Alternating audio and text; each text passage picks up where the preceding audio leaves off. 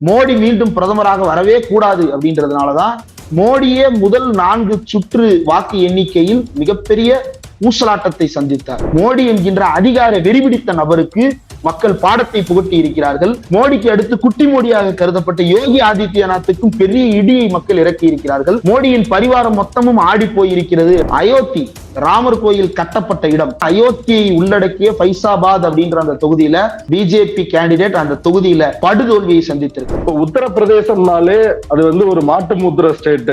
இந்திக்காரர்கள் எல்லாரும் இந்த ராமர்னு சொன்னா போதும், அவங்க எதை வேணாலும் செய்ய தயாரா இருப்பாங்க, அதனால அவங்க பாஜகவை தான் ஆதரிப்பார்கள் அப்படின்றதுதான் தமிழ்நாட்டில் உள்ள பலருடைய பார்வையாக இருந்தது. அந்த பார்வை எப்படி நொறுங்கி இருக்குது? நம்மளும் நம்பி 2 தடவை ஓட்டு போட்டோம். ஆனா இன்னைக்கு அவன் அம்பேத்கரையும் கான்ஸ்டிடியூஷனையும் கை வைக்க பாக்குறான் அப்படின்றத புரிஞ்சுக்கிட்டு பெகன்ஜிக்கு ஓட்டு போடுறதும் மோடிக்கு ஓட்டு போடுறதும் ஒண்ணுன்றதை புரிஞ்சுக்கிட்டு இந்த முறை ரொம்ப தெளிவாக சமாஜ்வாதி கட்சிக்கு வாக்கை செலுத்தி இருக்கிறார்கள். இதுல நம்ம கவனிக்க வேண்டியது, இப்போது கிடைத்திருக்கக்கூடிய இந்த ரிசல்ட் மட்டுமே நமக்கான ரிசல்ட் அல்ல. இன்னமும் கூட பல இடங்கள்ல அந்த தின் மார்ஜின் இருக்கிற இடங்களுக்கு தேர்தல் ஆணையத்தினுடைய வெப்சைட்ல முடிவுகளை பதிவேற்றாமலேயே வைத்திருக்கிறார்கள். இது ஏன்ற கேள்விக்கு பதிலே இல்லை. ஆனா அங்க ஒருத்தர் கேரட் வண்டியை கட்டிட்டு கிளம்பிட்டாரு. அண்ணாமலை ரிசல்ட்டுக்கு நேத்து தினமலர் நேத்தே டிஸ்கிளைமர். என்ன டிஸ்கிளைமர்னா, அண்ணாமலை அவர்கள் வெற்றி பெறுவாரா இல்லையா என்பது நாளை நள்ளிரவில் தெரிந்துவிடும் அப்படின்னு இருக்கு. மட்டன் பிரியாணி போடுறதுக்கு 2 மணி நேரம் 3 மணி நேரம் போதும். அதுக்கு மேல என்ன? பரகல பிரபாகர் சொல்லி நிர்மலா தப்பிச்சுக்கிட்டாங்களா, இல்ல பரகலாவை விட பெரிய கணக்காளர் நான் நிரூபிக்கிறாங்களான்றது தெரியல. அம்மையார் எஸ்கேப்னா எஸ்கேப், தி கிரேட் எஸ்கேப். எங்களுடைய இந்தியா கூட்டணி கட்சி தலைவர்களிடம் பேசிட்டு நிதிஷ்குமாரையும் சந்திரபாபு நாயுடையும் இந்த கூட்டணியில் இணைப்பதற்கான முயற்சிகளை எடுப்போம் அப்படின்ற ஒரு தகவலை சொல்லிருக்கிறாங்க. ராகுல் பிரதமராக வாய்ப்புண்டா? நிதிஷ்குமாரும் சந்திரபாபு நாயுடு அவர்களுடைய தெலுங்கு தேசம் கட்சியும் இந்த 2 பேரும் வருவதற்கான வாய்ப்புகள் 80% ரொம்ப பிரகாசமாக இருக்கிறது. இந்த டீலிங் அப்படின்றது மட்டும்தான் மேட்ரு. இந்த டீலிங் DK சிவகுமார் ரொம்ப பக்காவா பண்ணக்கூடிய ஆள். இன்னொரு தகவல் சந்திரபாபு நாயுடு அவர்களை முதலமைச்சர் ஸ்டாலின் தொடர்பு கொண்டு பேசி இருப்பதாகவும், நிதின் கட்கரி அவர் RSSக்குள்ள சலசலப்பை கிளப்பி இருக்கிறார். பிரதமர் யார் அப்படின்றதுல அவரும் ஒரு போட்டியில இருக்கிறார். பாஜகவிற்குள் ஒரு முரண்பாடு இதனால் முற்றுமா யார் பிரதமர் அப்படின்றத? நிச்சயமாக. ட்ரைப்ஸ் பார்வையாளர்களுக்கு வணக்கம்.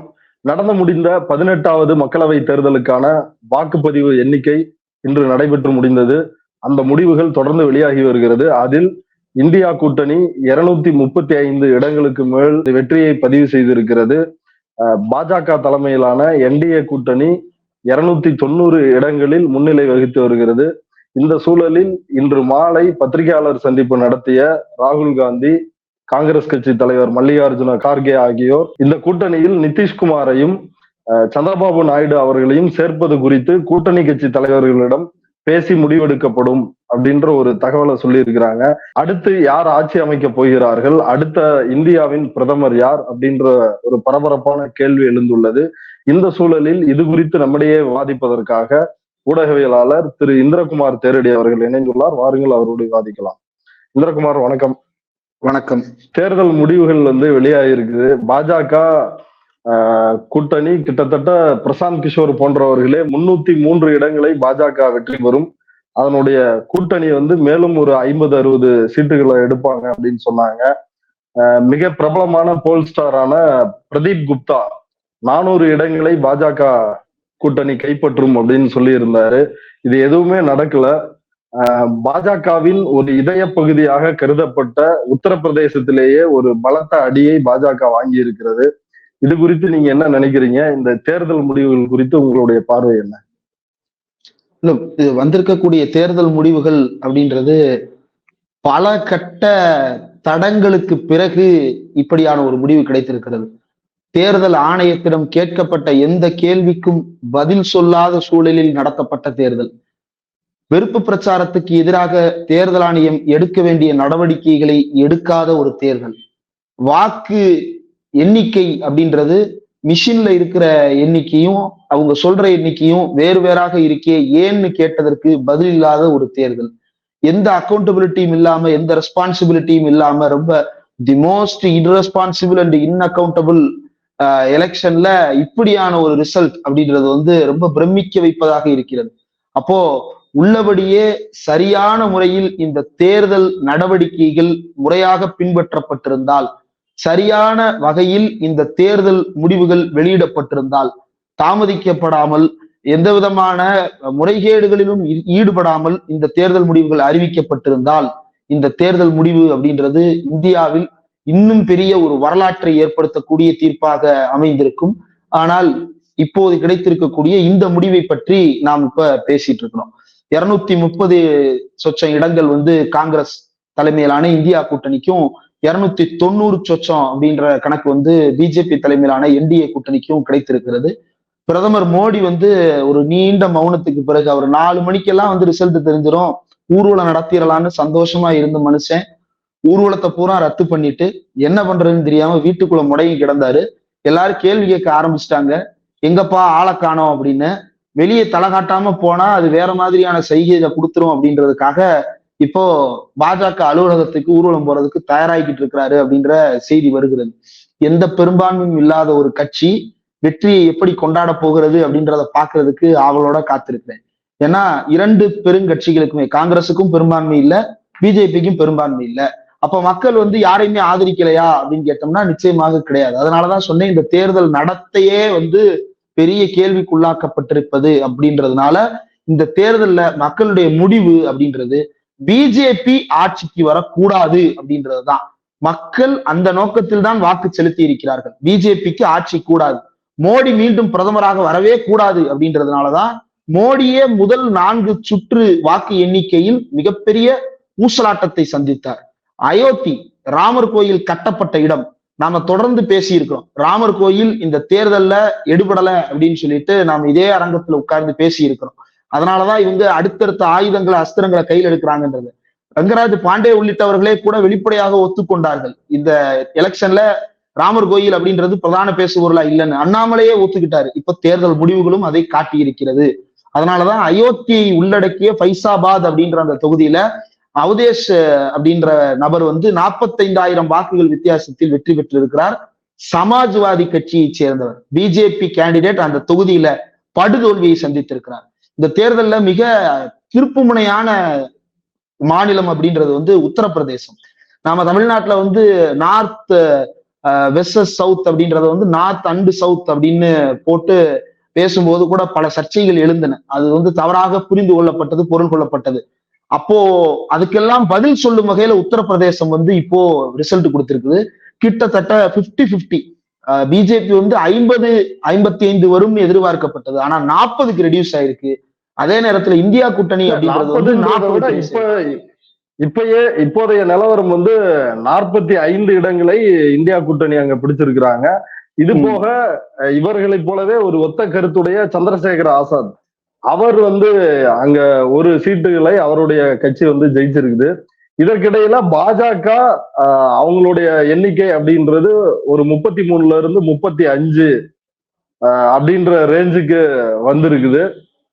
அங்க சமாஜ்வாடியே தனி பெரும்பான்மையா பாஜகவை வந்து இன்னைக்கு வீழ்த்தி இருக்கிறாங்க, காங்கிரஸ் இல்லாமையே அப்படின்றது ஒரு முக்கிய விஷயமா இருக்குது. நீங்க குறிப்பிட்ட மாதிரியே அங்க ராமராக ராமாயண தொலைக்காட்சி தொடரில் நடித்த அருண் கோவில், அவரு மீரட் தொகுதியில நின்னாரு, அவரும் வந்து தோத்திருக்கிறாரு.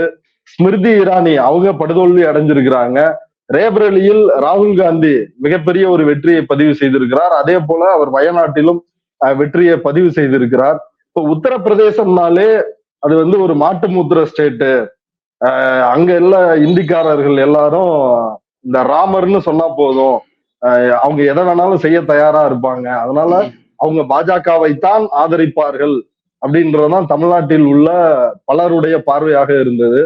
அந்த பார்வை எப்படி நொறுங்கி இருக்குது, அதற்கு பின்னணியில் உள்ள ஸ்ட்ராட்டஜி என்ன? இல்ல, ரொம்ப முக்கியமான கேள்வி. நம்ம உத்தரப்பிரதேசத்தை புரிந்து கொள்ள தவறிய இடம். நாம தொடர்ந்து பேசி இருக்கிறோம், உத்தரப்பிரதேசத்தை வந்து கோமூத்திர ஸ்டேட்டுனோ அல்லது வந்து அது ஒரு சாணி காகித ஸ்டேட்டுனோ அதை பேசுவதுல பிரயோஜனம் கிடையாது. உண்மையில அங்க ஏன் பிஜேபிக்கு ஓட்டு போடுறாங்க, ஏன் வந்து எதிர்கட்சிகளால எழ முடியல அப்படின்ற அந்த கேள்வியை நம்ம நுட்பமா பரிசீலிக்கணும் அப்படின்றத நம்ம பலமுறை பேசி இருக்கிறோம். சமீபத்துல டெல்லி போயிருந்த பொழுது அங்கு சந்தித்த உத்தரப்பிரதேசத்தை சேர்ந்த நண்பர்களோடு பேசியதற்கு பிறகு, உத்தரப்பிரதேசத்திலிருந்து வந்திருந்த பத்திரிகையாளர் நண்பர்களோடு பேசியதற்கு பிறகு, JNU மாணவர்களில் உத்தரப்பிரதேசத்தை சேர்ந்தவர்களோடு பேசியதற்கு பிறகு உண்மையிலேயே தனிப்பட்ட முறையில் எனக்கும் ஒரு பெரிய மனதளவிலான மாற்றத்தை அது கொடுத்திருக்கிறது. ஏன்னா தமிழ்நாட்டுல நம்ம போய் மக்கள் மத்தியில கான்ஸ்டிடியூஷன் பத்தியோ அல்லது ரிசர்வேஷன் பத்தியோ ஒரு விஷயத்தை வெகுஜன பேசு பொருளாக மாற்றுவது அப்படின்றது ரொம்ப சிக்கலான நுட்பமான விஷயம். அது ஒரு இன்டெலெக்சுவல் போரத்துல நிகழ வேண்டியது அப்படின்னு தான் இன்னமும் நாம் கருதி கொண்டிருக்கிறோம். ஆனால் உத்தரப்பிரதேசத்தை பொறுத்தவரையில் நம்ம சமீபத்துல நவீன்குமார் அப்படின்னு அங்க ஆர்டிகிள் 19 அப்படின்னு ஒரு பெரிய யூடியூப் சேனல்ல இண்டிபெண்டா நடத்தி கொண்டிருக்கிறார். இன்றைக்கு சங்கி ஊடகமாக இருக்கக்கூடிய ஆஜ் தக்கு, இந்தியா டிவி போன்ற நிறுவனங்கள்ல முதன்மை பொறுப்புகள் வகித்தவர். அவர் சங்கித்தனமாக இந்த ஊடகங்கள் மாறுகின்றனன்றதை பார்த்துட்டு அவர் வெளியே தனியா ஊடகம் நடத்திட்டு இருக்காரு. எக்ஸிட் போல் வந்த அன்னைக்கு அவரோட எடுத்த நேர்காணல்ல அவர் முக்கியமான ஒரு கருத்தை குறிப்பிட்டார். என்னன்னா, இந்த எலெக்ஷனை தீர்மானிச்சது கான்ஸ்டிடியூஷனும் ரிசர்வேஷனும் தான் அப்படின்னு சொல்லிட்டு எக்ஸிட் போல் நிலவரத்திலேயே அவர் அந்த பதில சொன்னார். அப்ப கூட நான் கேட்டேன், இது இன்டெலெக்சுவல் டாக் இல்லையா, இது எப்படி மக்கள் டாக்கா நீங்க சொல்றீங்க அப்படின்னு கேட்டேன். நீங்க தப்பு பண்றீங்க குமார், இதுதான் உங்களுக்கு இருக்கிற புரிதல் குறைபாடு அப்படின்னு அவரு சுட்டிக்காட்டி அதை திருத்தினாரு. இன்னைக்கு அதை புரிந்து கொள்ள முடிகிறது. ஏன்னா அங்க இருக்கக்கூடிய தலித் மக்கள் கிட்டத்தட்ட 33% தலித் மக்கள் அங்கு வாக்காளர்கள் இருக்கிறார்கள். அந்த மக்களுக்கு பாபா சாஹேப் அம்பேத்கர் ஒரு மிகப்பெரிய ஒரு ஆதர்ச நாயகன். தங்கள் சமூகத்திலிருந்து, பட்டியல் சமூகத்திலிருந்து ஒரு தலைவன் இப்படியான படிப்பை படித்து இந்தியாவுக்கே தலையெழுத்தி தீர்மானிக்கக்கூடிய ஒரு சட்டத்தை எழுதி கொடுத்திருக்கிறார் அப்படின்றது அவங்களுக்கு அந்த அம்பேத்கர் மீதும் கான்ஸ்டிடியூஷன் மீதும் ஒரு பெரிய பிடிமானம் இருக்கிறது. இதுல கூடுதல் என்ன அப்படின்னா, அம்பேத்கர் எழுதி கொடுத்த கான்ஸ்டிடியூஷன் அவங்களுக்கு 2 விஷயத்தை செஞ்சு கொடுத்திருக்கு. ஒண்ணு, இந்த ஊரில் இருக்கக்கூடிய ஒருவனும் இன்னொருவனும் சமம், சட்டத்தின் முன்னாடி அனைவரும் சமம் அப்படின்றத நமக்கு இங்க பெரியார் சொல்லியிருக்கலாம், நடேசன் சொல்லியிருக்கலாம், DM நாயர் சொல்லியிருக்கலாம், அல்லது மற்ற நீதி கட்சி தலைவர்கள் சொல்லியிருக்கலாம். ஆனா அங்க அவங்களுக்கு முதல்ல அதை சொல்றது பாபா சாஹேப் அம்பேத்கர் தான் அதை சொல்றாரு. அதை அரசியலமைப்பு சட்டத்தின் மூலமாக அவங்களுக்கு நிறைவேற்றியும் காட்டுகிறார். அப்படின்ற பட்சத்துல அவங்களுக்கு அந்த அரசியலமைப்பு சட்டம் ரொம்ப முக்கியமானது. 2வது, அது ரிசர்வேஷனை அவர்களுக்கு கொண்டு சேர்த்தது. நீயும் நானும் சமம் என்று இந்த சட்டம் கருதும். ஆனால் சமூகம் அப்படி இருக்கிறதா, சமூகம் அப்படியான பிரதிநிதித்துவத்தை கொண்டிருக்கிறதான்ற கேள்விக்கான பதில் தான் ரிசர்வேஷன், அந்த பிரதிநிதித்துவத்தை உறுதிப்படுத்துவது. அப்ப என்னைய இந்த அரசு அப்படின்ற இயந்திரத்துக்கு உள்ள கொண்டு போய் சேர்க்கிறது, என்னைய இந்த அரசாங்கன்றதுக்குள்ள பிரதிநிதித்துவப்படுத்துறதுக்கு தேவையான ஒரே விஷயம் இந்த ரிசர்வேஷன் தான். அப்படின்ற அடிப்படையில அவங்களுக்கு ரிசர்வேஷனும் கான்ஸ்டிடியூஷனும் பாபா சாஹேப் அம்பேத்கரும் ஒன்றோடு ஒன்று பின்னி பிணைந்தது. இந்த இடத்துலதான் பெகன்ஜி மாயாவதியினுடைய ரோல் முக்கியமானது. இதற்கு முன்பு கன்ஷிராம் இருந்த போது தெலுங்கானாவுல எப்படி ஓவைசியையும் சந்திரசேகர ராவையும் புறக்கணித்தார்களோ அது போல புறக்கணிச்சிட்டாங்க அப்படின்னு பாக்கலாமா?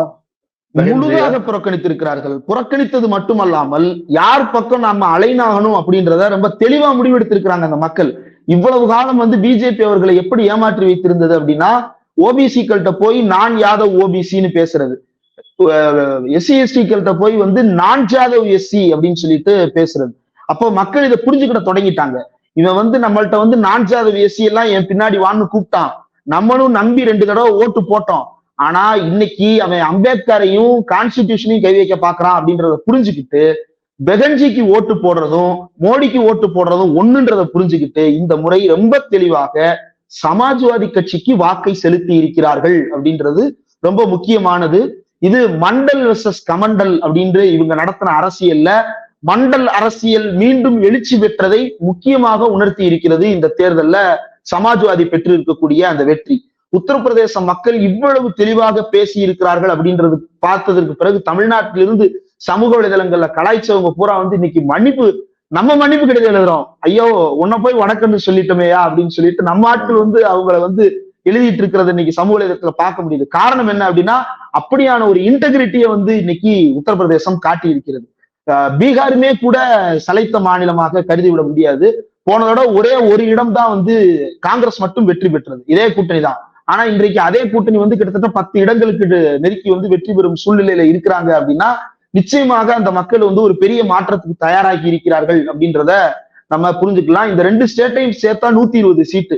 இந்த 120 சீட்டை அள்ளிட்டோம்னா நம்ம மெஜாரிட்டிக்கு தேவையான பாதி கிடைச்சிருது, மீதியை நம்ம எப்படியாவது மற்ற இடங்களை தேத்திக்கலாம் அப்படின்றதுதான் பிஜேபியோட கணக்கு. ஆனா அதுல மண்ணலி போட்டிருக்கு உத்தரப்பிரதேசமும் பீகாரும் அப்படின்றது ரொம்ப முக்கியமான செய்தி. இதுல இன்னும் நம்ம இதற்கு இப்ப கடந்த காலங்களில் அவங்க வந்து வாஜ்பாய் காலத்திலேயாக இருந்தாலும் சரி, அதற்கு பிறகுனாலும் சரி, பாஜகவிற்கு அந்த பாபர் மசூதியை இடித்து அவர்கள் செய்த அந்த அரசியலில் உத்தரப்பிரதேசம் தான் பல நேரங்களில் அவர்களுக்கு வந்து கை கொடுத்தது. அந்த உத்தரப்பிரதேசம் இன்னைக்கு பாஜகவின் கோட்டையாக கருதப்படுகின்ற உத்தரப்பிரதேசம் தகர்க்கப்பட்டதற்கு காரணம் வந்து சமூக நீதி அரசியல் அப்படின்ற அந்த ஒரு கோட்பாடு தானா? சமூக நீதி அரசியல், இன்னொன்னு மத நல்லிணக்க அரசியலும் இதற்குள் இருக்கிறது. மோடியினுடைய பிரச்சாரத்துல முக்கியமான பகுதியே வந்து வளங்களை எல்லாம் பிரிச்சு கொடுக்க போறாங்க அப்படின்றதுல ஆரம்பிச்சு இத பூரா வந்து ஊடுருவல்காரர்களுக்கும் அதிகம் பிள்ளை பெற்றுக் கொள்ளுபவர்களுக்கும்னு மறைமுகமா முஸ்லீம்னு சொல்ல வர்றாராம்.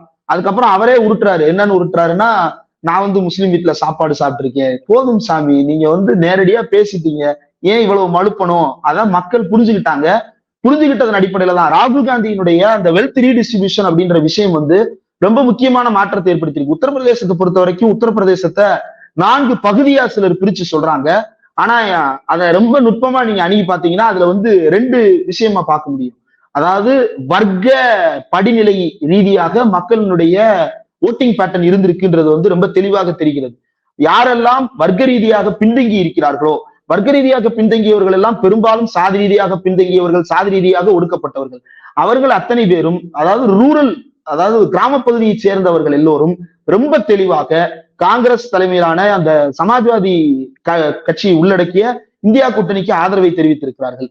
யாரெல்லாம் வந்து பனியாக்களோடு தங்களை அடையாளப்படுத்திக் கொள்கிறார்களோ, அவர்களோடு தங்களுடைய வணிகம் சிறக்க வேண்டும் என்று விரும்புகிறார்களோ, அந்த கூட்டம் வந்து பிஜேபிக்கு வாக்களித்திருக்கிறது அப்படின்றது உத்தரப்பிரதேசம் 2ஆக இருக்கிறத பார்க்க முடியும். இது புல்டோசர் அரசியலுக்கு முற்றுப்புள்ளி அப்படின்னு புரிஞ்சுக்கலாமா, இல்ல மோடியினுடைய அரசியலுக்கு இது ஒரு பதிலடி அப்படின்னு புரிஞ்சுக்கலாமா இந்த முடிவு? புல்டோசர் அரசியலுக்கு முற்றுப்புள்ளி, இஸ்லாமிய வெறுப்பு அரசியலுக்கு முற்றுப்புள்ளி, தலித்துகளை ஏமாற்றும் அரசியலுக்கு முற்றுப்புள்ளி, ஓபிசிக்களுக்கு ரிசர்வேஷன் நான் கொண்டு வந்து சேர்த்தேன்னு சொல்றதற்கு முற்றுப்புள்ளி, மோடியினுடைய அயோத்தி ராமர் கோயிலை தானே ராமர், தானே கடவுளின் குழந்தை, அந்த உத்தரப்பிரதேசத்தை சேர்ந்த அந்த வாரணாசி பகுதியில இருக்க ஓடக்கூடிய அந்த கங்கை நதியில நின்றுதான் நான் வந்து எங்க அம்மாவுக்கு பிறந்தனானே எனக்கு சந்தேகமா இருக்கு, நான் வந்து கடவுளான அனுப்பப்பட்டவன் போல, எங்க அம்மா இறந்ததுக்கு அப்புறம் தான் இதெல்லாம் எனக்கு தோண ஆரம்பிக்குது, நான் அதை தீவிரமா நம்புறேன்னு சொன்னாரு. அப்படியா சாமி, நீங்க சாமியாவே இருந்தீங்கன்னு சொல்லிட்டு மக்கள் நீங்க எங்க ஊருக்கு வேண்டான்னு சொல்லிட்டு ஒட்டுமொத்தமா விரட்டி அடிச்சிருக்கிறாங்க அப்படின்றத வந்து ரொம்ப தெளிவாகவே ஓட்டிங் பேட்டர்ன்ல பார்க்க முடியுது. ரொம்ப குறிப்பா காங்கிரஸ் தேர்தல் அறிக்கை ராகுல் காந்தின்ற ஃபேக்டர் ரொம்ப முக்கியம். இதை ஒருங்கிணைக்கிறதுல வந்து அகிலேஷ் யாதவ் வாக்குகளை பெற்றிருந்தாலும் கூட அகிலேஷின் பக்கத்தில் அந்த வாக்குகளை கொண்டு வந்து சேர்த்தது அப்படின்றதுல ராகுல் காந்தியினுடைய பங்கு ரொம்ப முக்கியமான பங்கு.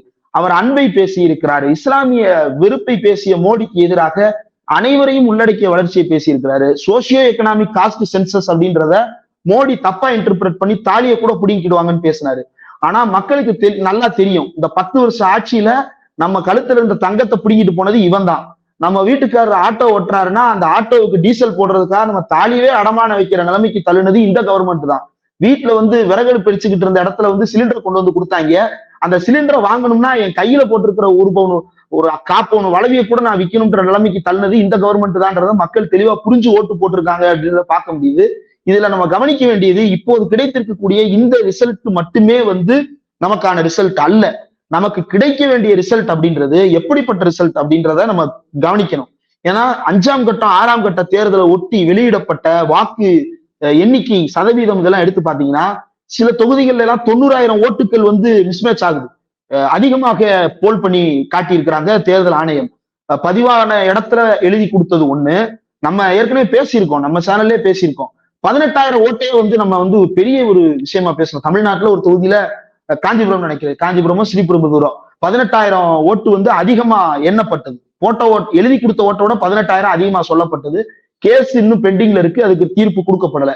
இப்போ இதே மாதிரியான விஷயம் இதுலயும் நடந்திருக்கு. 94,000 ஓட்டு எக்ஸீட் ஆயிருக்கு. ஏன்ற கேள்விக்கு தேர்தல் ஆணையத்தை பதில் சொல்ல வைக்க வேண்டிய கடமை நமக்கு இருக்கிறது. அந்த பேலட்ல எவ்வளவு போலாச்சு, இந்த ப்ராசஸ்ல எங்க வந்து இந்த சிக்கல் நடைபெறுது நீங்க யோசிச்சு பாருங்க. இப்ப தமிழ்நாட்டுல வந்து 68,000 பூத் இருக்கு. ஒரு தொகுதி அப்படின்னு எடுத்துக்கிட்டோம்னா அந்த தொகுதிக்கு வந்து ஒரு 1000 பூத்துன்னு ரேண்டமா எடுத்துக்கிட்டோம்னா பூத்துக்கு 1000 ஓட்டு விழுகுது அப்படின்றத கணக்குல வச்சுக்கிட்டோம் அப்படின்னா எத்தனை ஓட்டு எக்ஸீட் ஆயிட முடியும்? மொத்தமா வந்து 1000ல இருந்து ஒரு 4000க்குள்ள எக்ஸீட் ஆச்சு அப்படின்னா அதை புரிஞ்சுக்கிட முடியும். ஆனா 10,000 ஓட்டுக்கு மேல போகுது, 90,000 ஓட்டை தொடுது அப்படின்றதெல்லாம் வந்து ரொம்ப அதிர்ச்சியான நம்பர். அப்போ அந்த நம்பர் சரியான நபர்களுக்கு போய் சேர்ந்திருப்பதை உறுதிப்படுத்தினால் பிஜேபிக்கு இப்போது கிடைத்திருக்கக்கூடிய தனி இடமான 230 கூட கிடைக்காது. அதைவிட மோசமான படுதோல்வியை பிஜேபி சந்திப்பதற்கு இந்த நிலை வழிவகுக்கும். அதனாலதான் அந்த ப்ராசஸ பத்தி இப்போ வரைக்கும் தேர்தல் ஆணையம் பேச மாட்டாங்க. பல இடங்கள்ல தின் மார்ஜின் இருக்கிற இடங்கள்ல வந்து ரிசல்ட்டை வந்து பப்ளிஷ் பண்ணாம இன்னும் பெண்டிங்லேயே வச்சிருக்காங்க. இன்னமும் கூட பல இடங்கள்ல வந்து அந்த தின் மார்ஜின் இருக்கிற இடங்களுக்கு வந்து தேர்தல் ஆணையத்தினுடைய வெப்சைட்ல முடிவுகளை பதிவேற்றாமலேயே வைத்திருக்கிறார்கள்.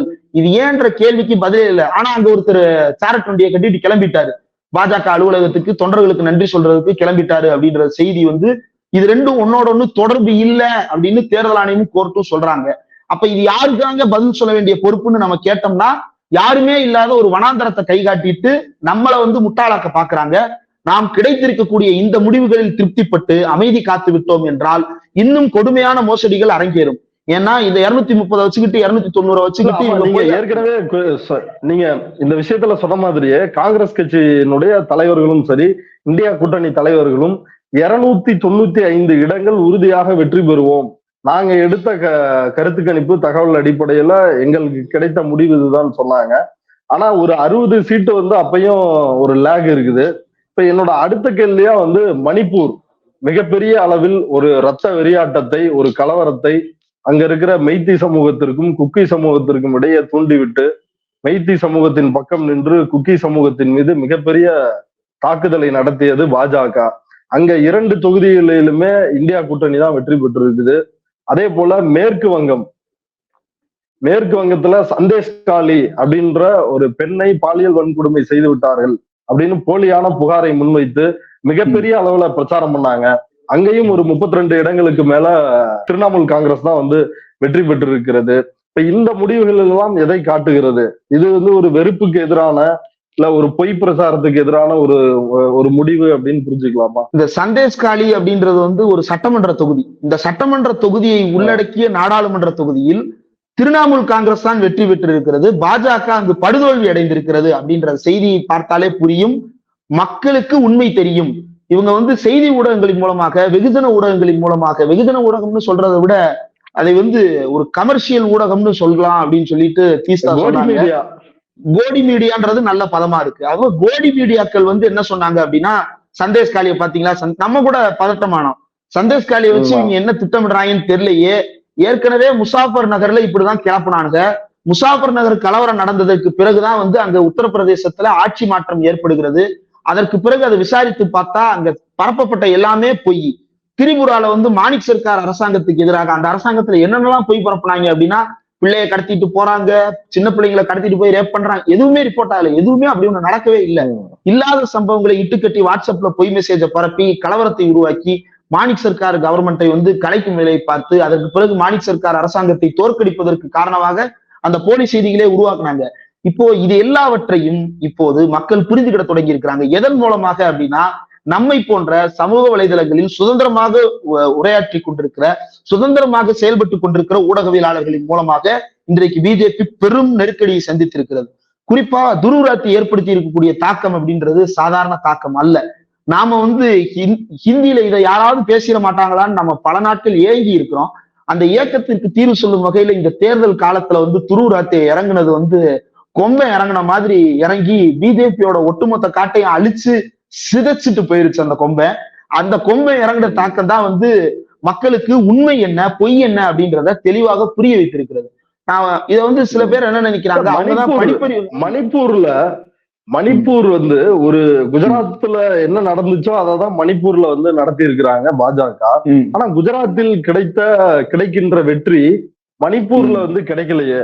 மக்கள் அந்த அளவுக்கு விழிப்புணர்வு அடைஞ்சிட்டாங்களா? ஏன்னா வாக்குப்பதிவின் போது துப்பாக்கி சூடு, மிரட்டல், வாக்கு எந்திரங்களை பறிக்கிறது, இப்படி பல கொடுமையான நிகழ்வுகள் வந்து நடந்துச்சு. இப்படி ஒரு முடிவை வந்து எதிர்பார்க்கவே இல்லாத ஒரு முடிவு. ஆமா, அதுல வந்து பல இடங்கள்ல ரீபோலிங் நடந்தது. அந்த ரீபோலிங்ல பார்த்தோம் அப்படின்னா ரொம்ப அதிகமான போலிங் நடந்தது. அந்த முதல் கட்ட தேர்தல் நடந்த போது அங்க பல இடங்கள்ல பூத் கேப்சரிங் அட்டம்ஸ் இருந்தது.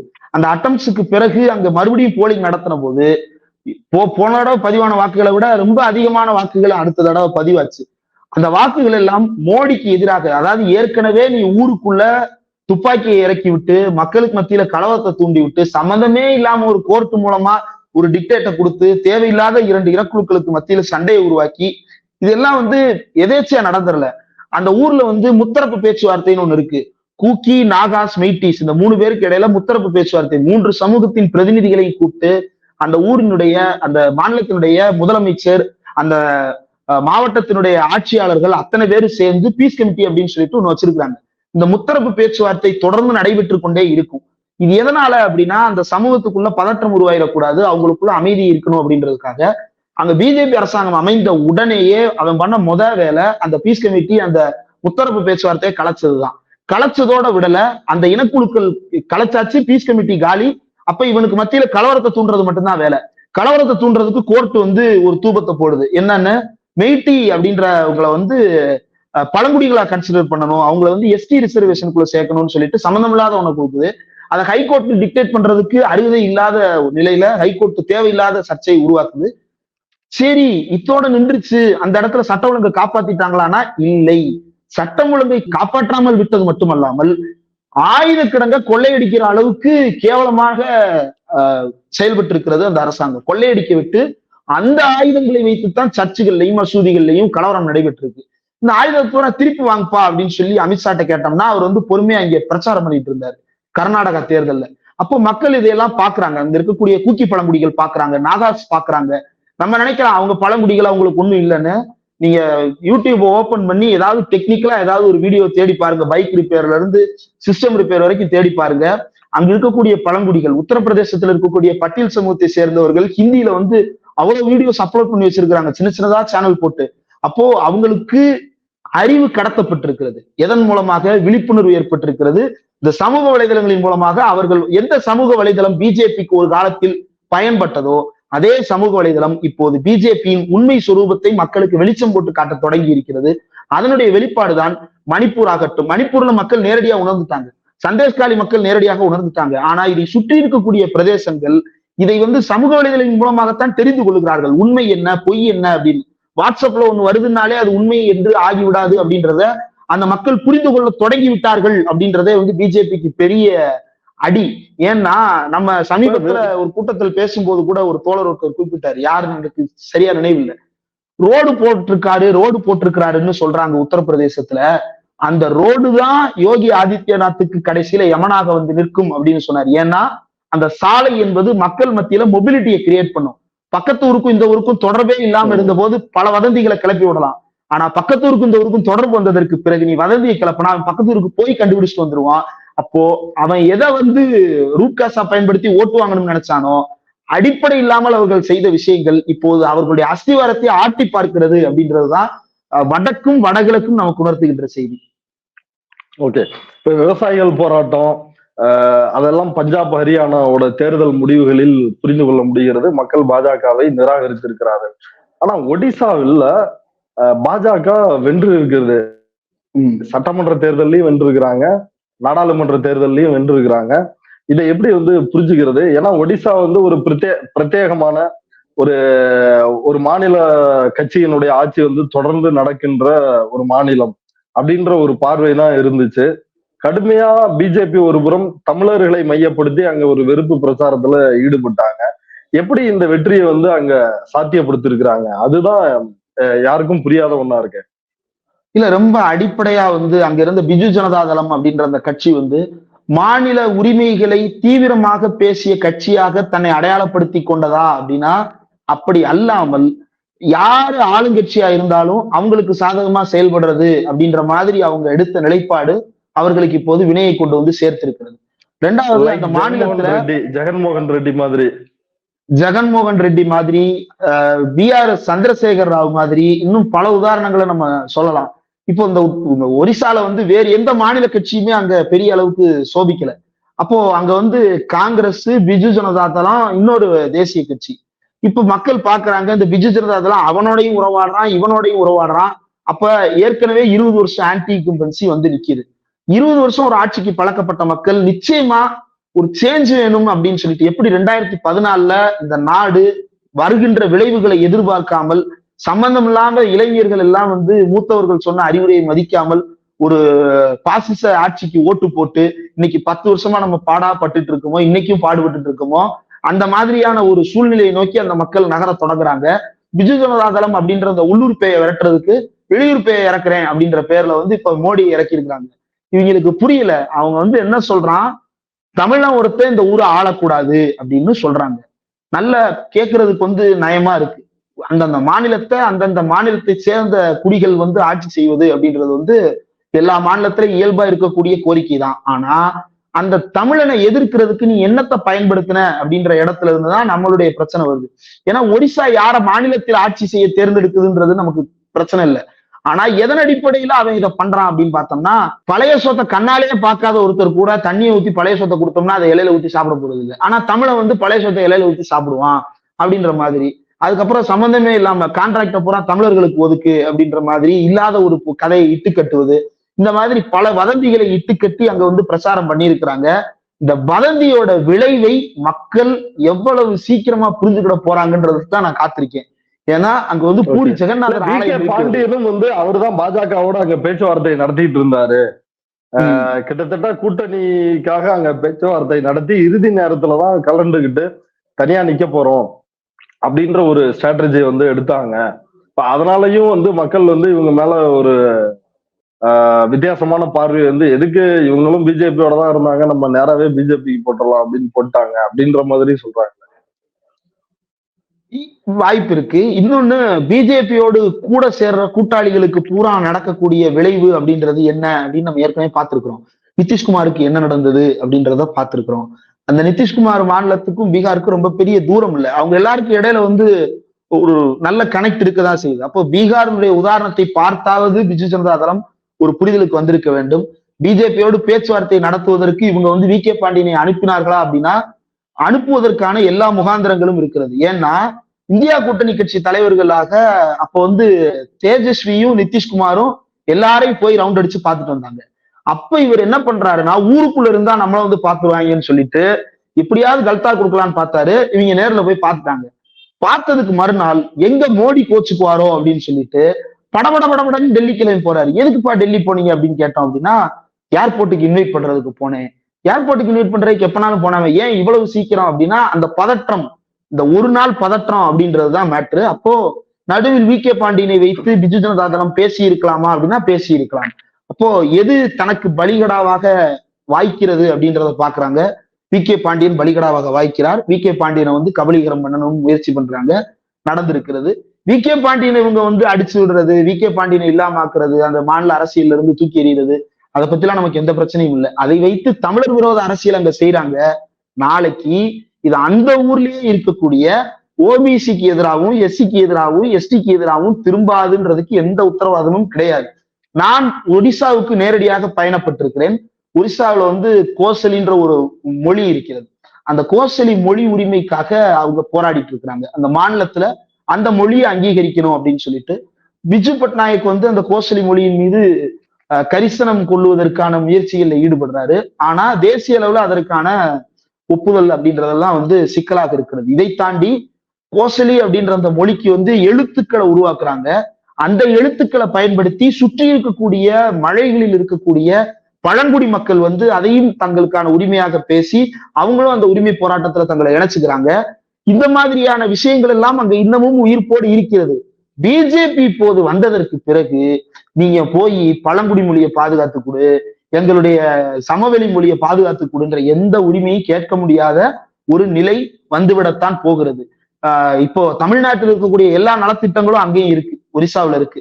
சைக்கிள் கொடுக்கறதுல இருந்து, லேப்டாப் கொடுக்கறதுல இருந்து, பெண்களுக்கான நலத்திட்டங்களை செய்யறதுல இருந்து, மகளிர் சுய உதவி குழுக்கள் வரைக்கும் தமிழ்நாட்டுல என்னெல்லாம் நம்ம பாக்குறோமோ சத்துணவுல இருந்து எல்லாமே வந்து அந்த ஊர்ல இருக்கக்கூடிய நீங்க வந்து ரேண்டமா ஒரிசாவில் இருக்கக்கூடிய ஒரு கிராமத்து வழியா டிராவல் பண்ணீங்கன்னா அந்த ஊர்ல இருக்கக்கூடிய பெண்கள் எல்லாரும் ஒரு சைக்கிள்ல போவாங்க. அந்த சைக்கிள்ல வந்து அவங்க ஓட்டிட்டு கூட போக மாட்டாங்க, உருட்டிட்டு போவாங்க. ஆனா அந்த சைக்கிள்ல தான் போவாங்க. ஏன்னா அந்த சைக்கிள் வந்து அவங்களுக்கு ஒரு விடுதலை சுவாசத்தை கொடுத்திருக்கிறது. இது எல்லாவற்றையும் அந்த மக்கள் இழக்க போகிறார்களே அப்படின்னு நினைக்கும் போதுதான் ரொம்ப பதற்றமாக இருக்கிறது. ஒரிசா எடுத்திருக்கக்கூடிய இந்த முடிவுக்கு ஒரிசா வருத்தப்பட போகிறது. இப்ப தமிழ்நாட்டில் இந்தியா கூட்டணி, திமுக கூட்டணி 40க்கு 40 இடங்களையும் வந்து ஜெயிச்சிருக்கிறாங்க. தர்மபுரி, விருதுநகர் இதெல்லாம் கொஞ்சம் இழுபறியா தெரிந்தாலும் அதுலயும் வந்து இவங்க ஜெயிச்சிருக்கிறாங்க. ஒரு ஸ்வீப் அடிச்சிருக்கிறாங்க. இது 2019 விட இந்த முறை வந்த ரிசல்ட்ன்றது முற்றுமுழுதாக பாஜகவை துடைத்தெறிந்திருக்கிறது. பாஜகவோடு அங்கம் வகித்தவர்களாவது போன தேர்தலில் ஒரு சீட்டாவது ஜெயிச்சாங்க கடந்த தேர்தல்கள்ல. இப்ப அப்படி எந்த நிலையும் இல்லாமல் துடைத்தெறியப்பட்டிருக்கிறது. இந்த தேர்தல் முடிவை நீங்க எப்படி பாக்குறீங்க? தமிழ்நாட்டில் நடைபெற்ற இந்த தேர்தலில் ரொம்ப பரிதாபத்துக்குரிய நிலையை அடைந்திருப்பது அதிமுகவும் எடப்பாடி பழனிசாமியும் தான். அவர் கேண்டிடேட் செலக்ட் பண்ணப்பே வந்து என்ன கேண்டிடேட் போட்டிருக்கிறீங்க, நீங்க தோக்குறதுக்கு கேண்டிடேட் போடுறதுன்றத புரிஞ்சுக்கிட முடியுது. ஏன்னா நீங்க ஜெயிச்சு ஒருவேளை 2-3 பேர் ஜெயிச்சு பிஜேபி ஒருவேளை ஒரு குறிப்பிட்ட கணிசமான இதே நிலைமை வருதுன்னு வைங்களேன், இந்த 3 பேரையும் ஆதரவு கொடுக்க சொல்லி அங்க வந்து விலை பேசுவாங்க. ஆதரவு கொடுக்கல அப்படின்னா ரெய்டு விடுவாங்க, சிக்கல் இருக்கு. அப்ப தோத்து போன்னு முடிவு பண்ணிட்டீங்க. ஆனா தோக்குறதுக்கு ஒரு கணிசமான ஓட்டு வாங்கி தோக்கணும் அப்படின்ற அந்த புரிதல் கூட இல்லாம ரொம்ப மோசமான கேண்டிடேட் செலெக்ஷன்ல எடப்பாடி பழனிசாமி கோட்டை விட்டு இருக்கிறார் அப்படின்றத பாக்குறேன். ஆனா இதுதான் அதிமுகவோட எதிர்காலம் அப்படின்னு நான் கருதல. ஏன்னா அதிமுகவால வந்து திருப்பி சர்வே ஆக முடியும். எப்ப வரைக்கும் சர்வே ஆகும்னா திமுகன்னு ஒண்ணு தமிழ்நாட்டுல இருக்கிற வரைக்கும் அதுக்கு ஆன்டி போர்ஸாக அதிமுகன்னு ஒண்ணு இருந்துகிட்டே தான் இருக்கும். அப்படித்தான் அந்த கட்சி சர்வே ஆகிட்டு இருக்கு. ஏன்னா உலகத்துல எந்த கட்சியும் இப்படி ஒரு கொள்கை இல்லாத, கோட்பாடு இல்லாத, எந்த வழிமுறைகளும் இல்லாத, எந்த பெரிய தத்துவங்களும் இல்லாத ஒரு கட்சி இவ்வளவு காலம் சர்வே ஆகுது அப்படின்னா அப்படி ஒண்ணு சர்வே வாய்ப்பே இல்லை. இப்ப இவங்களுடைய தத்துவம் என்ன அப்படின்னா திமுக என்ன செஞ்சாலும் அதுக்கு முன்னாடி ஒரு ஆணாவை போட்டுக்கணும் அப்படின்றது மட்டும்தான் இவங்களுடைய தத்துவம். இதுதான் அவங்கள சர்வே ஆக வச்சிருக்கு. இது ஒண்ணு. 2வது, பிஜேபிக்கு கிடைத்திருக்கக்கூடிய இந்த படுதோல்வி. அண்ணாமலை வந்து 10 இடங்களில் 2ஆம் இடம் பிடித்திருப்பதாக ஊடகங்கள்ல வந்து செய்தி வந்திருக்குது. அதோட சேர்த்து உங்களோட கருத்தை சொல்லுங்க. இல்ல, இந்த 10 இடங்கள்ல 2ஆம் இடம் அப்படின்றது வந்து அதிமுக ஃபேக்டரி, நாம் தமிழர் ஃபேக்டரி, இது எல்லாத்தையும் சேர்த்துதான். எப்படியோ இது இந்த ஓட்டு வந்து யாரோ ஒருத்தர் போகுது. பட் ஆனா ஓவராலா இவங்க வந்து என்ன சொன்னாங்க அப்படின்னா, எல்முருகன் ஒவ்வொருத்தரா சொல்றேன், எல்முருகன் வந்து அப்படியே நீலகிரியில இறங்கிட்டாரு, வேன் தெருவா வேனை விட்டு பிரச்சாரம் பண்ணிட்டு இருக்கிறாரு. பிரச்சாரம்னா எலெக்ஷனுக்கு அப்புறம் இல்ல, எலெக்ஷனுக்கு 6 மாசம் முன்னாடி இருந்தே வேலை பார்க்க ஆரம்பிச்சிட்டாரு. எப்படியாவது ஆராசாவை தோக்கடிக்கிறதுக்கு வேலை பார்க்கிறாருன்னு இருந்தே செய்தி சொல்லிட்டு தான் இருந்தாங்க. இதை பத்தி பாஜக காரர்கள்ட்ட பேசும்போது அவங்க என்ன சொல்றாங்க அப்படின்னா, வேலை பார்ப்பதாக சொல்லப்பட்டது, வேலை பார்க்கப்பட்டதா அப்படின்றதுதான் மேட்ரு, வேலை பார்க்கல அப்படின்றதுதான் ரிசல்ட்ல தெரியுது. 2வது, அண்ணாமலை ரிசல்ட்டுக்கு வந்து நேத்து தினமலர் வந்து நேத்தே வந்து டிஸ்கிளைமர். என்ன டிஸ்கிளைமர்னா, அண்ணாமலை அவர்கள் வெற்றி பெறுவாரா இல்லையா என்பது நாளை நள்ளிரவில் தெரிந்துவிடும் அப்படின்னு சொல்லிட்டு. மட்டன் பிரியாணி போடுறதுக்கு 2 மணி நேரம் 3 மணி நேரம் போதும், அதுக்கு மேல என்ன, ஒரு ஊருக்கே மட்டன் பிரியாணி போடுறதுனால வந்து அரை நாள்ல சமைச்சு முடிச்சிடலாம். அதே மாதிரி அரை நாள்ல வந்து அந்த ரிசல்ட்டை சமைச்சு மக்கள் தாளிப்பு கொட்டிட்டாங்க. அதுதான் 25% ஓட்டு வாங்கணும்னு அண்ணாமலை சொன்னாரு. தமிழ்நாட்டுல ரெக்கார்ட் பண்ணி வச்சுக்கோங்கன்னாரு. ஆமா, ஒட்டுமொத்தமாக 25% ஓட்டுகள் வந்து வாங்குவோம்னு சொன்னாரு. அதுக்கு முன்னாடி வந்து 3 சீட்டு ஜெயிப்போம்னு ஆரம்பிச்சு, 10 சீட்டு ஜெயிப்போம்னு ஆரம்பிச்சு, 15 சீட்டுன்னு ஆரம்பிச்சு பல கணக்குகள் சொன்னாங்க. எல்லாமே பொய்த்து தான் போயிருக்கிறது. ரொம்ப பேசிக்கா ஒன்னே ஒண்ணுதான், அவங்களுடைய இந்த எலெக்ஷன்ல அவங்களுடைய ஒட்டுமொத்த எய்மே 68,000 பூத் இருக்கு தமிழ்நாட்டுல. அவங்க எய்ம் என்னன்னா 50,000 பூத்துக்கு பூத் லெவல் கமிட்டி போடணும். பூத் லெவல் கமிட்டினா ஒரு 10 பேர்ல இருந்து 13 பேர் இருப்பாங்க மேக்சிமம். 13 பேர் கொண்ட குழுவை வந்து ஒவ்வொரு பூத்துக்கும் 50,000 பூத்துக்கு போடணும் அப்படின்றதான் இவங்க டாஸ்கே. 50,000 பூத்துக்கு போட்டாலும் மீதி 15,000 பூத்துல உனக்கு ஆளே இல்லை. 15,000 பூத்துக்கு ஆள் இல்லாத ஒருனால ஒரு கட்சியை எப்படி நிர்வகிக்க முடியும்? அந்த ஊருக்கு ஒரு மாவட்டம், ஒரு வட்டம், ஒரு கிளை அப்படின்றதுல 3 பேர் பொறுப்புல இருந்தாலும் அவனை பூரா அள்ளி தூக்கி போட்டா கூட எல்லா பூத்துக்கு ஆள் போட்டிருக்கலாம். அப்ப அமைப்பு ரீதியாவே உங்ககிட்ட ஆள் இல்லை ஒண்ணு. 2வது, கடன் வாங்கி கூட உனக்கு கேண்டிடேட் வேலை பார்க்கறதுக்கு ஆள் போடுறதுக்கு திராணி இல்லைன்றது 2வது. கேண்டிடேட்டுக்கே ஆள் இல்லை அப்படின்றது 3வது. அதனாலதான் தமிழிசை இறக்குறது, நயினார் நாகேந்திரன் இறக்குறது, எல்முருகனை கூப்பிட்டு வர்றது. இத வந்து பரகல பிரபாகர் சொல்லி நிர்மலா தப்பிச்சுக்கிட்டாங்களா, இல்ல பரகலாவை விட பெரிய கணக்காளர் நான் நிரூபிக்கிறாங்களான்றது தெரியல. அம்மையார் வந்து எஸ்கேப், தி கிரேட் எஸ்கேப், எந்த விதமான சுவடும் இல்லாமல் அம்மையார் எஸ்கேப் ஆகி தன்னுடைய கட்சிக்குள்ளான தன்னுடைய கண்ணியத்தை காப்பாற்றி இருக்கிறார் அப்படின்றதுதான் இதுல பிஜேபிக்கு இருக்கக்கூடிய மிகப்பெரிய ஆறுதல். வேறு எல்லா இடங்களிலும் பிஜேபி படுதோல்வி அடைந்திருக்கிறது. காலையில இருந்து நானும் சென்னையை சுத்தி சுத்தி வர்றேன். காவி துண்டு அல்லது காவி வேட்டி அணிந்த யாரையுமே சென்னையில் காணவில்லை. சென்னையில மட்டும்தான் இந்த நிலவரமானா தமிழ்நாட்டுல எங்கேயுமே காணலையா. சரி பூத்லயாவது ஆள் இருக்காங்களான்னு விசாரிச்சேன். பூத்லயும் வந்து கவுண்டிங்க்கு கூட ஆள் வரல அப்படின்றதுதான் யதார்த்தம். இன்று மாலை இந்தியா கூட்டணி சார்பாக ராகுல் காந்தி, சோனியா காந்தி, மல்லிகார்ஜுன கார்கே ஆகியோர் செய்தியாளர்களை டெல்லியில வந்து சந்திச்சாங்க.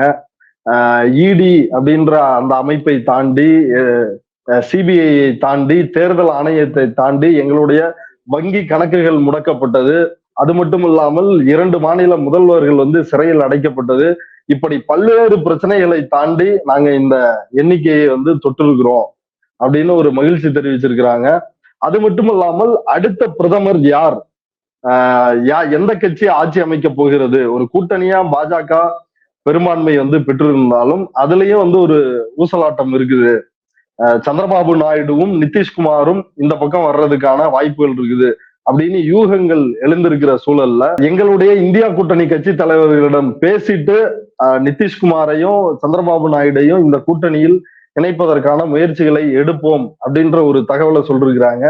நீங்க என்ன நினைக்கிறீங்க? யார் அடுத்த பிரதமர்? நிதிஷ்குமாரும் சந்திரபாபு நாயுடுவும் இந்தியா கூட்டணிக்கு வருவாங்களா? இந்தியா கூட்டணி காங்கிரசினுடைய ஆட்சி மலர வாய்ப்புள்ளதா? நிதிஷ்குமாரும் சந்திரபாபு நாயுடு அவர்களுடைய தெலுங்கு தேசம் கட்சியும் வருவதற்கான வந்தார்கள் அப்படின்னா நிச்சயமாக ஆட்சி அமைப்பதற்கான பிரகாசமான வாய்ப்புகள் இந்தியா கூட்டணிக்கு இருக்கிறது. அவங்க வருவாங்களா அப்படின்ற கொஸ்டினுக்கான ஆன்சரை பார்த்தோம் அப்படின்னா, தென்னாட்டு பல்டி சந்திரபாபு, வடநாட்டு பல்டி வந்து நம்ம நிதிஷ்குமார். நீங்க நல்லா யோசிச்சு பாருங்க, உங்களுக்கு தெரியும் நினைக்கிறேன். சட்டப்பேரவையில வந்து நம்பிக்கையில்லா தீர்மானம் கொண்டு வரப்பட்டது. அப்போ வந்து நம்பிக்கை வாக்கெடுப்பு. அப்போ வந்து இவர் கேட்கிறாரு, யாரு, தேஜஸ்வி, இந்த பச்சோந்தி இன்னொரு தடவை கலரி மாத்தாதுன்னு உன்னால சொல்ல முடியுமா அப்படின்னு பிஜேபி காரங்களை பார்த்து கேட்டாரு. இன்னைக்கு பீகார் முழுக்க பல இடங்கள்ல பேனர்ல என்ன அப்படின்னா, நிதிஷ்குமார் சப்கே ஹே அப்படின்னு சொல்லிட்டு பேனர். அப்படின்னா என்னன்னா, நிதிஷ்குமார் எல்லோருக்குமானவர். இப்ப யாருக்கு நீ செய்தி சொல்ற? எல்லோருக்குமானவர்னு சொல்லிட்டு ஓபிசி, இபிசி, எஸ்சி, எஸ்டின்ற எல்லா சமூகத்துக்கும் சொல்றியா, இல்ல எல்லா கட்சிக்கும் நான் ஆதரவு தெரிவிக்க வாய்ப்பு இருக்குன்னு ஓப்பன் கால் கொடுக்குறீங்களா? ஒண்ணுமே புரியல. ஏன்னா இப்பவும் அவங்கதான் இந்த சிங்கிள் லார்ஜஸ்ட் ஹோல்டரா இருக்காங்க. 15 சீட்டு கிட்ட அவங்கதான் லீடிங்ல இருக்கிறாங்க. அப்படிங்கும் பொழுது நிதிஷ்குமாருடைய ஆதரவுன்றது ரொம்ப முக்கியமானது. அவர் ஆதரிப்பதற்கான வாய்ப்பு இருக்கிறதானா, நிச்சயமாக ஒரு டெபுட்டி பிரைம் மினிஸ்டர் போஸ்டோட அவரு உள்ள வந்து ஆதரிக்கிறதுக்கு எல்லா வாய்ப்புகளும் இருக்கு. பட் ஆனா அவருடைய டிமாண்ட் வந்து பிரைம் மினிஸ்டர் போஸ்டா இருக்கும் அப்படின்ற பட்சத்துல அது சாத்தியப்படாமல் போகலாம். சந்திரபாபு நாயுடுடைய கணக்கை யோசிச்சு பார்த்தோம் அப்படின்னா, இன்றைக்கு சிவகுமார் அவர்கிட்ட பேசிட்டு இருக்கிறாரு. அது மட்டும் இல்லாம ஜெயராம் ரமேஷும் பேசுறாரு, காங்கிரசினுடைய பொதுச் செயலாளர் அப்படின்ற தகவல்களும் வெளியே வருது. இன்னொரு தகவல் வந்தது, சந்திரபாபு நாயுடு அவர்களை வந்து முதலமைச்சர் ஸ்டாலின் தொடர்பு கொண்டு பேசி இருப்பதாகவும் தகவல் ஒன்று சொல்லப்படுகிறது. எந்த அளவுக்கு உறுதியானது அப்படின்னு தெரியல. இந்த வட்டாரங்கள்ல இருந்து வருகின்ற தகவல். ஏன் அப்படின்னா, சந்திரபாபு நாயுடுவை பொறுத்த வரைக்கும் ஒரு சின்ன உதாரணம். சமீபத்துல நம்ம ஒரு நிகழ்ச்சி பார்த்தோம், வீ டிராவிடியன்ஸ். அந்த வீ டிராவிடியன்ஸுக்கு அபிகவுடான்னு ஒருத்தர் வந்திருந்தார். அவர்கிட்ட பேசும்போது, குப்பம் அப்படின்னு ஒரு ஏரியா இருக்கு, ஆந்திரா, தமிழ்நாடு ஆந்திரா பார்டர். அந்த குப்பம்ல வந்து சந்திரபாபு நாயுடு, அந்த திராவிட பல்கலைக்கழகம் அப்படின்றது வந்து பல பேருக்கு தெரியாது. நான் அவங்கள்ட்ட என்ன கேட்டேன்னா, இப்படி ஒரு பல்கலைக்கழகம் இருக்கு, இது யார் உருவாக்குனது, எப்படி இது இன்னும் இயங்கிட்டு நான் இருக்கான்னு கேட்டப்போ, சந்திரபாபு நாயுடுவுக்கு அந்த பல்கலைக்கழகத்துல தனிப்பட்ட ஈடுபாடு இருக்கிறது. ஏன்னா அது வந்து என்டிஆரோட பிரெயின் சைல்டு அந்த பல்கலைக்கழகம். அதனால அவருக்கு அந்த கருத்துக்கள் ஈடுபாடு இருப்பதாக சொல்லப்பட்டது. அப்போ இதை வைத்து பார்க்கும் பொழுது அவருடைய நேச்சுரல் அல்லையாக தேசிய அளவில் காங்கிரஸ் கூட்டணி இப்போது இருப்பதற்கு வாய்ப்பு இருக்கிறது. ஆனா மாநில அளவுல காங்கிரஸ் வந்து அவருக்கு கடுமையான போட்டியை தரக்கூடிய எதிர்கட்சியாக வரக்கூடிய வாய்ப்பு இருக்கின்ற ஒரு கட்சி. அதனால மாநில அளவுல அவரால் வந்து நிச்சயமாக காங்கிரஸோடு கூட்டணி வைத்துக் கொள்ள முடியாது. அதனால தேசிய அளவுல ஒரு முடிவும் மாநில அளவுல வேறு முடிவும் அவர் எடுப்பதற்கு தயாராக இருப்பாரான்றது தெரியல. ஆனா இன்னொரு தகவல் என்ன வருதுன்னா, இவர் வெளியே போய் இந்தியா கூட்டணி ஆதரிச்சாருன்னா பவன் கல்யாணும் கூட சேர்ந்து இந்தியா கூட்டணி ஆதரிக்க வாய்ப்பு இருக்கிறதுன்ற மாதிரியான தகவலும் வருகிறது. நிச்சயமாக பவன் கல்யாண் அந்த முடிவைத்தான் எடுத்து ஆக வேண்டும். அதனால இந்த 2 பேரும் வருவதற்கான வாய்ப்புகள் வந்து 80% ரொம்ப பிரகாசமாக இருக்கிறது. இந்த டீலிங் அப்படின்றது மட்டும்தான் மேட்ரு. இந்த டீலிங் வந்து டி.கே. சிவகுமார் வந்து ரொம்ப பக்காவா பண்ணக்கூடிய ஆள் அப்படின்றது ஏற்கனவே நல்லா தெரியும். கர்நாடகால வந்து குதிரை பேரத்துக்கு பேர் போன ஒரு மாநிலம். எத்தனை எம்எல்ஏ இருந்தா என்ன, எத்தனை எம்பி இருந்தா என்ன, ஆட்சியை களைச்சு போட்டு தூக்கி வாரி சாப்பிடுறதுல வந்து கடந்த காலத்துல வந்து அவ்வளவு முதலமைச்சர்களை பார்த்தோம். 3 வருஷத்துல 3 முதலமைச்சர்ன்ற ரேஞ்சில எல்லாம் நம்ம பார்த்துட்டு இருந்தோம். அப்போ இவ்வளவு கலவரம் உள்ள ஒரு பூமியில டி.கே. சிவகுமார் சார்ஜ் எடுத்து அவ்வளவு இடி கேசஸ் அவர் மேல போடப்பட்டிருந்தும் கூட அவர் வந்து ரொம்ப தாட்டியமா தன்னுடைய எம்எல்ஏக்களை பாதுகாத்து வைத்திருந்தார் அப்படின்றது, விலை போக விடாமல் அவர் பாதுகாக்கிறது அப்படின்றது ஒரு பெரிய திறமை தான் பிஜேபி மாதிரியான எதிர்கட்சியில் இருக்கும் பொழுது. அவர் வந்து சந்திரபாபு நாயுடுவோடு பேசிக் கொண்டிருக்கிறார் அப்படின்னா நிச்சயமாக நல்ல முடிவுகள் வருவதற்கு வாய்ப்பு இருக்கிறது. ரொம்ப பரிதாபகரமான நிலை அப்படின்னா இந்த தேர்தல்ல ஒய்எஸ்ஆர் காங்கிரஸும் பிஆர்எஸ் அப்படின்ற அவர் வந்து ரொம்ப ஆசைப்பட்டாருங்க. அவர் வந்து தெலுங்கானா ராஷ்டிரிய சமிதின்றத பேரை மாத்தி பாரதிய ராஷ்டிரிய சமிதி அப்படின்னு சொல்லிட்டு தேசிய, அதாவது நம்மால பண்ணாரு இல்லையா, அகில இந்திய அண்ணா திராவிட முன்னேற்ற கழகம்னு ஒரு ஸ்டண்ட், அந்த மாதிரி அவர் ட்ரை பண்ணி பார்த்தாரு. இடத்த வந்து முழுக்க பிஜேபி பிடிச்சிருச்சு போல. ஆமா நிச்சயமா. ஏன் அப்படின்னா அவங்க பார்த்த வேலை அப்படி. சோசியல் இன்ஜினியரிங் பண்றேன்ற பேர்ல வந்து மக்களை வந்து ஏழ்மையில் இருப்பவர்களை ஏழையாகவே வைத்திருப்பது, எஸ்சியில இருக்கிறவங்களை வந்து அதே வர்க்க நிலையில அப்படியே வைத்திருப்பது மாதிரியான திட்டங்களை அவர் செயல்படுத்திட்டு இருந்தாருன்றது வந்து அவருக்கு ஒரு பெரிய பேக்லாஷ். இதை வந்து போன தடவையே பல பேர் இந்தியா கூட்டணி தரப்புல பிரதமர்னா ராகுல் பிரதமராக வாய்ப்புண்டா? ராகுல் பிரதமர் ஆவதற்கு வாய்ப்புண்டா அப்படின்ற கேள்விக்கு வந்து கூட்டணி தான் பதில் சொல்லணும். ஆனா ராகுல் கார்கே அப்படின்ற அந்த 2 ஆப்ஷன் வந்து ரொம்ப ஓப்பனா இருக்கு. நிச்சயமாக அந்த வாய்ப்பு வந்து மு.க. ஸ்டாலினுக்கோ அல்லது மம்தா பானர்ஜிக்கோ வழங்கப்படுமா அல்லது வழங்கப்பட்டால் அவர்கள் ஏற்றுக்கொள்வார்கள்ன்ற கேள்வியெல்லாம் இருக்கு. ஆனா ராகுல் கார்கே அப்படின்னு இந்த 2 பேர் எடுத்துக்கிட்டாலும் கூட 2 பேருமே ரொம்ப நல்ல ஆப்ஷன்ஸ் தான். கார்கேவை பொறுத்தவரையில் அவர் பிரதமர் ஆனார் அப்படின்னா இந்திய வரலாற்றில வந்து ஒரு பட்டியல் சமூகத்தை சேர்ந்த ஒருத்தர் வந்து பிரதமர் ஆகிறார் அப்படின்றது. கூடுதல் அட்வான்டேஜ் என்ன அப்படின்னா திராவிட கருத்தியலை ஒத்துக்கொண்ட ஒருத்தர் வந்து, 2 பேருமே திராவிட கருத்தியலை ஒத்துக்கொண்டவர் தான். ஐ பிலாங் டு திராவிடியன் ரேஸ்ன்னு சொல்லினா ஒருத்தர் வந்து பிரதமராக வருவது அப்படின்றது ரொம்ப முக்கியமானது. சனாதனம் குறித்த பிரச்சனை வந்த போது ரொம்ப பகிரங்கமாக பிரியங்க் கார்கே, அதாவது இப்ப மல்லிகார்ஜுன கார்கேவுடைய பையன் வந்து ரொம்ப ஓப்பனா ஒரு ஸ்டேட்மெண்ட் கொடுத்தாரு. அவர் பேசுனதுல என்ன தப்பு அப்படின்னு சொல்லிட்டு அவங்க கருத்தை பேசுறதுக்கு அவங்களுக்கு உரிமை இருக்குன்னு. நாடாளுமன்றத்துல பெரியார் குறித்தான சர்ச்சை வந்த போது பெரியாரை நீ ஏத்துக்கிற இல்லைன்றது வேற விஷயம், ஆனா பெரியார பத்தி அவர் நாடாளுமன்றத்துல பேசுறதுக்கு உரிமை வேணும் அப்படின்னு சொல்லிட்டு அந்த ஜனநாயக தன்மையோடு கார்கே தன்னை வெளிப்படுத்தி கொண்டிருக்கிறார்ன்றதுனால கார்கே ரொம்ப நல்ல சாய்ஸா இருப்பார் அப்படின்றது என்னுடைய பர்சனல் கணிப்பு. ஏன் வந்து ராகுல் இல்லை அப்படின்னா கார்கேயை விட பர்சனலா எனக்கு ராகுலை ரொம்ப பிடிக்கும். ஆனா ராகுல் காந்தி அதிகாரத்தை நோக்கி நகர்வதை விட அவர் ரொம்ப தீவிரமா மக்களை நோக்கி நகர்ந்து கொண்டிருக்கிறார். மக்களிடம் செய்ய வேண்டிய வேலைகள் ரொம்ப நிறைய மிச்சம் இருக்கு. அவர் பாரத் ஜோடோ யாத்திரையில பண்ண விஷயம் வந்து ரொம்ப சாதாரணமானது இல்லை. ரொம்ப பெரிய உழைப்பை எடுத்துக்கொள்வது. கிட்டத்தட்ட இவர் வந்து காங்கிரஸ்காரரா இல்ல வந்து எம்எல் மூமெண்ட்ல இருந்து வந்திருக்கிறாரான்ற அளவுக்கு திடீர்னு ஒரு கம்பேக் ராகுல் காந்தி இருந்து யாருமே எதிர்பார்க்கல. அந்த அளவுக்கு அவர் வந்து தீவிரமாக மக்கள் தலைவராக அடையாளப்பட தொடங்கி இருக்கிறார். அந்த அடையாளத்தை இன்னும் வளர்த்து கொள்ளுவது அப்படின்றது தேசிய அளவுல முக்கியமானது. ஏன்னா தேசிய அளவுல மக்கள் இயக்கமாக வேலை பார்க்கின்ற இடத்துல காங்கிரஸ் வந்து இல்லை. மகாத்மா காந்திக்கு பிறகு வந்து எந்த தேசிய தலைவர் வந்து மக்களோட போய் நின்று வேலை பார்க்கறது அப்படின்ற எல்லைக்குள்ள வந்து தங்களை சுருக்கிக்கல. ராஜீவ்காந்தி அப்படி அடையாளப்பட முற்பட்டாலும் கூட ராகுல் வந்து அந்த இடத்தை ரொம்ப நல்லாவே பயன்படுத்தி இருக்கிறார், சரியாக பயன்படுத்தி இருக்கிறார். அப்படிங்கிற பட்சத்துல ராகுல் மக்கள் மத்தியிலும் கார்கே நாடாளுமன்றத்திலும் பணியாற்றுவது காங்கிரஸுக்கு மட்டுமல்ல இந்தியா என்கின்ற தத்துவத்துக்கே ரொம்ப நன்மை சேர்க்கக்கூடியதா இருக்கும்னு நான் நினைக்கிறேன். இப்ப நிதின் கட்கரி RSS இன்னொரு முகம். நிதின் கட்கரி வந்து அவரை தோற்கடிப்பதற்காக மோடி வந்து வேலை செய்கிறார். அவருடைய தொகுதியில் 1.5 லட்சம் வாக்குகளை வந்து பட்டியலில் இருந்து நீக்கினார்கள் அப்படின்ற குற்றச்சாட்டுகள் வந்து வந்துச்சு. RSS இல்லாமலே நாங்களே தனியா வந்து எல்லாம் செய்ய முடியும் அப்படின்னு பாஜக தலைவர் JP நட்டா, மோடியினுடைய ஆதரவாளர், அவர் சொன்னாரு. இப்படிப்பட்ட சூழலில் இப்ப நீங்க பேரலையில இருந்து ஒரு செய்தி கார்டு போட்டிருந்தீங்க. நிதின் கட்கரி வந்து அவர் RSSக்குள்ள சலசலப்பை வந்து கிளப்பி இருக்கிறார், பிரதமர் வந்து யார் அப்படின்றதுல அவரும் வந்து ஒரு போட்டியில இருக்கிறார் அப்படியான தகவல்கள் வந்து வந்திருக்குது.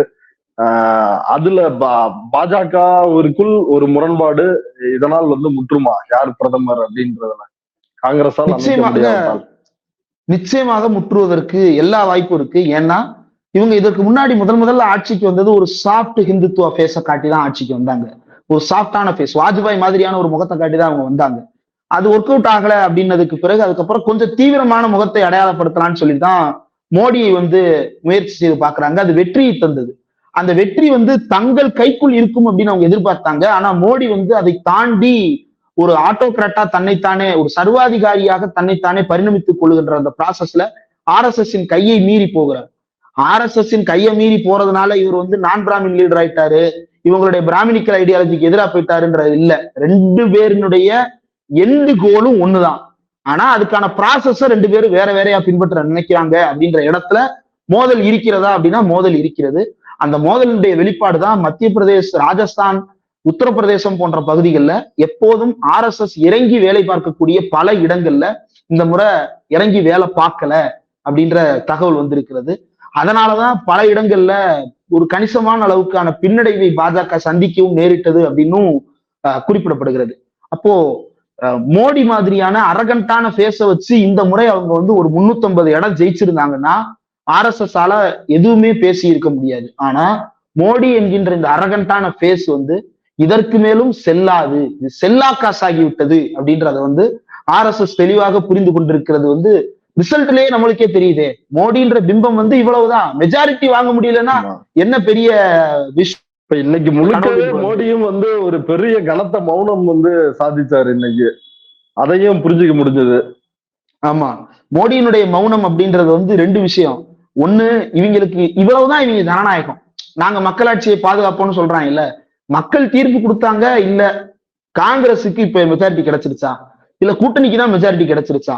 கார்கே, அதிர் ரஞ்சன் சௌத்ரி, ராகுல் காந்தி 3 பேரும் வரிசையா டேபிள போட்டு உட்காந்து பிரஸ் முன்னாடி ஆத்தாத்து நாட்டிக்கிட்டு இருக்கிறாங்க.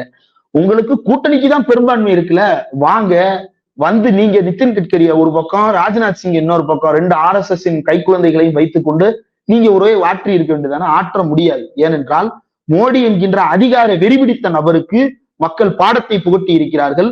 மோடி என்கின்ற நபரோடு சேர்த்து மோடிக்கு அடுத்து குட்டி மோடியாக கருதப்பட்ட யோகி ஆதித்யநாத்துக்கும் பெரிய இடியை மக்கள் இறக்கி இருக்கிறார்கள்.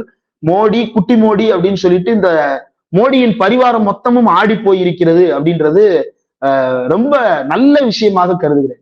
மோடி பிஜேபி ஆட்சிக்கு வருது வரல அப்படின்றது ரெண்டாவது விஷயம். இந்த சென்ஸ் அதுவும் முக்கியத்துவமானதான். பட் ப்ரையாரிட்டைஸ் பண்ணி இதை சொல்ல வர, பிஜேபி ஆட்சியில் வரவில்லை அப்படின்றதுக்கு மேல மோடி என்கின்ற இந்த சர்வாதிகாரி, அதாவது இவ எல்லாமே தன்னால மட்டுமே நடப்பதா நினைச்சிட்டு இருக்கிற ஒருத்தர் அதிகாரத்திலிருந்து தூக்கி எறியப்படுவது அப்படின்றது இந்தியாவுக்கு நல்லது. ஓகே, இவ்வளவு நேரம் நம்முடைய ட்ரைஸ் பார்வையாளர்களுக்காக நேரத்தை ஒதுக்கி பல்வேறு கருத்துக்களை இந்தியா முழுவதும் பல்வேறு மாநிலங்களில் நடந்திருக்கின்ற மாற்றங்கள் குறித்து, அரசியல் விவகாரங்கள் குறித்து நம்முடைய விரிவாக பகிர்ந்துகிட்டதுக்கு ரொம்ப நன்றி.